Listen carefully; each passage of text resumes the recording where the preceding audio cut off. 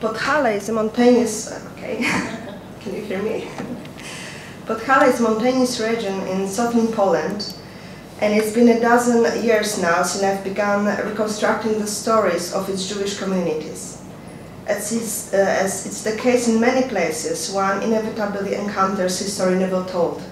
The stories of several thousand Jews who lived here before World War II and perished during the Holocaust have been silenced. The same type of silence has covered the response of their contemporaries, Polish inhabitants of Podhale, to the Holocaust of their neighbors.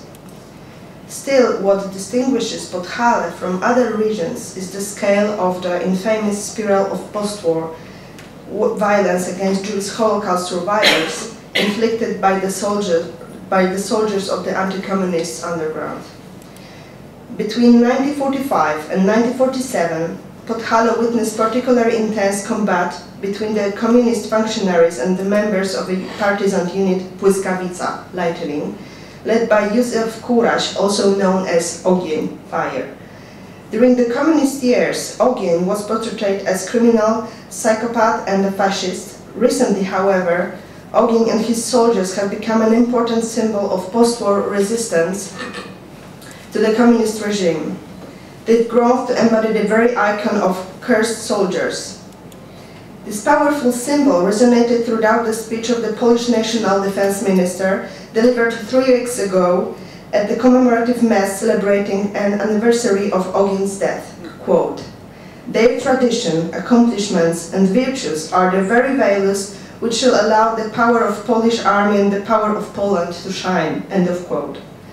Ogień and the cursed soldiers constitute an important element of Polish politics of history which, in the course of the past few months, has been granted more attention in Poland's political discourse. In President Andrzej Duda's view, politics of history should occupy a prominent place as an instrument in strengthening our international position and educating new generations of Poles. The coordinator of this particular program, Professor Andrzej Nowak, has clearly emphasized that, quote, "Our Polish politics of history ought to be constructed solely on positive experiences," end of quote. Nevertheless, in my opinion, the construction of the contemporary symbol of Ogień and his soldiers is made at the expense of the memory of their Jewish victims. According to the international humanitarian law, parties involved in armed conflict must, at all times, differentiate between the military and civilians, for civilians must not be attacked. Still, in a questionable attempt to reconcile the objective of a positive vision of the soldiers from the Błyskawica unit with the most basic interpretation of civilized law, crimes against the Jewish people perpetrated by those soldiers were and still are justified by implementing the stereotype of an evil Żydokomuna, Jewish communist, while the victims considered in anonymity and mass are stripped of individuality. Wishing to question this version of events, I decided to investigate the circumstances of every single act of anti-Jewish violence in this territory, and while reconstructing it, I focused on the victims. Lawrence Langer, in his book Holocaust Testimonies, The Ruins of Memory, stated, quote, "A monumental image of history does not fit the experience of Holocaust survivors," end of quote. In my presentation, I wish to talk about how the experiences recalled in available testimonies of those survivors who suffered violence from the anti-communist partisans or even died of their hands do not fit the vision of Polish politics of history based on positive experiences alone. I would like to start with troubling events recalled in the interviews conducted by David Boder in 1946 in France. Boder interviewed Lena Kichler, former manager of an orphanage in Zakopane, a town in Podhale, Józef Ferber, commander of Jewish self-defense unit at the orphanage, and the few children who were there at their care. Through their accounts, I found out about repeated assaults made by Polish partisans on Jewish children. They took place in 2 Podhale towns, Rabka and Zakopane. With this information in hand, I set out for the archives. A few weeks after the German occupation had ended, in February 1945, a plan was drawn to create a care and treatment center for Jewish children in Rabka. An orphanage designated for most ill children was inaugurated in June of 1945 in Rabka. At the same time, a similar preventive institution was created in Zakopane, directed by Lena Kichler. The list of patients in Rabka included 116 children. Each of them had suffered in one way or another from the hell of the Holocaust. The first assault on Rabka orphanage took place on the night of August 12, 1945. The perpetrators, as my research has established, were senior students from a private school gymnasium in Rabka, inspired by a Catholic priest. During the first assault, a grenade was thrown into an isolation ward. Sheer luck saved a 13-year-old girl whose bed was right next to where it landed. During the second assault, which took place exactly 1 week later, all the buildings were cannonaded by manual and automatic arms, and more grenades were thrown. After yet another week, on August 27th, the third and the most serious assault took place. This time, the gymnasium students secured assistance from the local anti-communist partisans. The assault involved 32 people. The purpose of the attack was to scare Jewish children in Rabka. The shooting had been going on for as long as 2 hours, when finally the first response shots were heard from the buildings of the Red Army and the security office situated on the same street. The Rabka orphanage was closed down a day after the third assault. The most ill children, as well as those who didn't have any guardians, were transferred to the Zakopane orphanage. In her report, Lena Kichler wrote that the children who arrived in Zakopane after the transfer had lost weight and their health had suffered from the events because they lived in constant fear of future assaults. In 1946, she wrote down the testimony of one of the children, 7-year-old Oleś Aronowicz. This is how he recalled those events. Quote, "There was a constant shooting in Rabka. Sister Gusta would always tell us to get under our beds, thought we didn't want to do that. One night, they shot about 2,400 bullets. One sergeant, who was defending us, told me about it. There were about 3 assaults in Rabka. Then our Rabka home was closed down and we went to Zakopane. A soldier I knew told me that we were leaving because the Poles were taking over the entire town of Rabka. In Zakopane things were better, things were the best. In Rabka, when we went to the woods for a moment to play, we would hear, 'There you are, do you want me to beat your head?' There was no freedom in Rabka." End of quote. Lena Kichler, in her interview with Boder, recalled that following the Rabka assaults, the Zakopane orphanage started to fear a similar wave of anti-Jewish violence. Quote, "I decided to anticipate events and put together a line of defense. I went to security authorities and the Polish police. I was granted 10 people for defense and fitted a machine gun on one of the terraces. Beside that, I had an alarm siren, a floodlight, and a telephone, exactly like in a concentration camp. And yes, there was an assault, but we fought back." End of quote.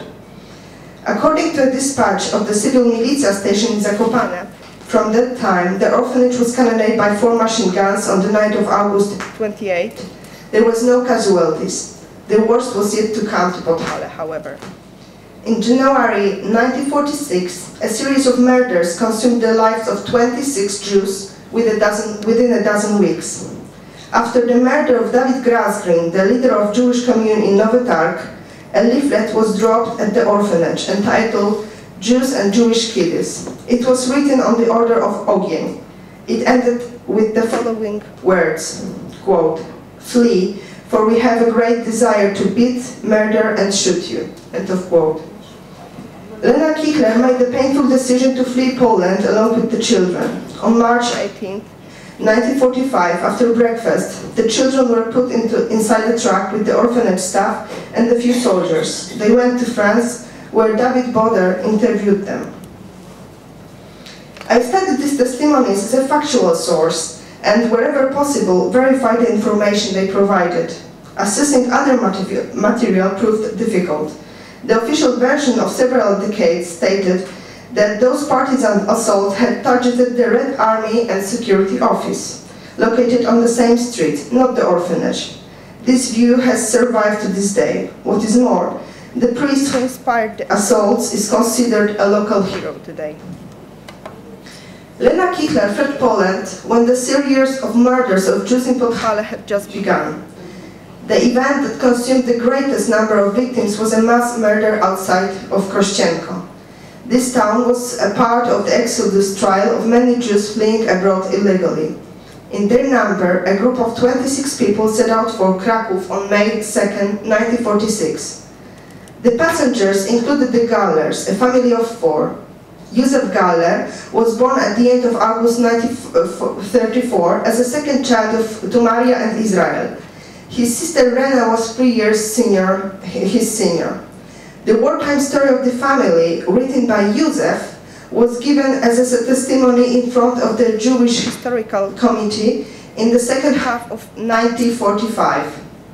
Józef's accounts let us assume that when the war broke out, the Gallers moved to Kraków, and then, in March of 1941, they were in the ghetto. They managed to obtain Argentinian passports. They fled 2 days before the murder of Krakow Jew in March 1943. Later, as an Argentinian citizens, they moved to Bochnia. They remained there until the moment when the Germans organized the transport to Bergen-Belsen, where Józef witnessed selections and murders. The Gallers were liberated on April 1945 in Farsleben. Quote, I suddenly heard a rumble. I ran out and see green tanks with the white stars, American tanks. The Americans treated us to good food and drink. I got sick as it was a great change after the bitter water I was used to. End of quote. We don't know when the Gallers returned to Poland. After they returned to Kraków, they lived in the building of the Jewish Committee. Józef and Renia featured on the list of children of that institution, whereas their mother was on the list of the sick and incapable of work. We don't know at what moment they decided to flee Poland. They were inside the truck, stopped outside of Krościenko by a local unit of Ogin's soldiers on the night of 2nd of May. The local partisan leader was Jan Batkiewicz, also known as Śmigły. It was Batkiewicz who, having had checked the IDs of his civilians from the truck, passed on the order to shoot them. 11 Jews were killed there and the 12th died in hospital. The shooting injured Israel Galler and his daughter Rena. Maria Galler, with her son Józef, remained in the semi-trailer of the truck while the IDs were being checked.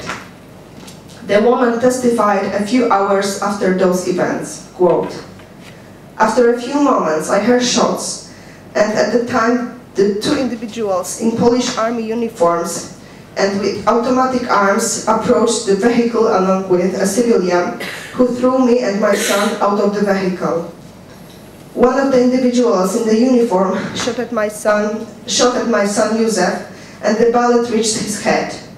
They threw me out on the ground, aiming at me twice, but missing each time. Lying on the ground, I heard what they said to each other about my son. The kid is moaning a lot. Do it again. And he shot him on the head once again. Had not the miserable parents of the murdered boy been so determined, the perpetrators of these events would never have appeared in court.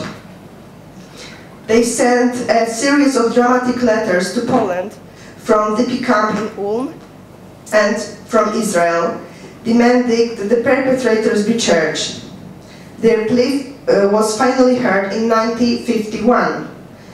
2 out of 7 soldiers involved in that murder were given grave sentences, but as a result of amnesty were let out 5 years later. The sentence of Batkiewicz, the individual who passed on the order to shoot Jewish civilians, was annulled in 1992. The verdict read, quote, The organization to which he belonged acted under the auspices of the Home Army. Hence, the accusation of Jan Batkiewicz of co-responsibility for murdering more than a dozen individuals of Jewish nationality is groundless. The court rules that the actions of Jan Batkiewicz were motivated by his strive for independence of Polish state. End of quote. 12-year-old Józef Galler was one of 33 victims who died as a result of post-war anti-Jewish violence in Podhale. Before his death, he has been able to pass on his wartime testimony. No other victim had managed to do the same, so I reconstructed their stories from bits and pieces of information left in pre-war and wartime documents or testimonies of other survivors. Based on what I've established, only one victim had political association. It was Zygmunt Goldstein, killed in 1947 with his wife and sister. Still, at death, he had not occupied his position for over a year. Historians who researched Ogien's activities argue that another victim, David Grasgreen, died because he was a Polish Labour Party activist. In the light of my studies, however, this claim finds no confirmation whatsoever. Grasgreen survived as the only one out of several hundred Jews who were rushed to a tomb at Nowy Targ Cemetery the day of the Jewish community of this town has been exterminated. After the war, he returned to Nowy Targ. As the only elderly Jew, he attempted to recreate the local Jewish commune and regain the synagogue.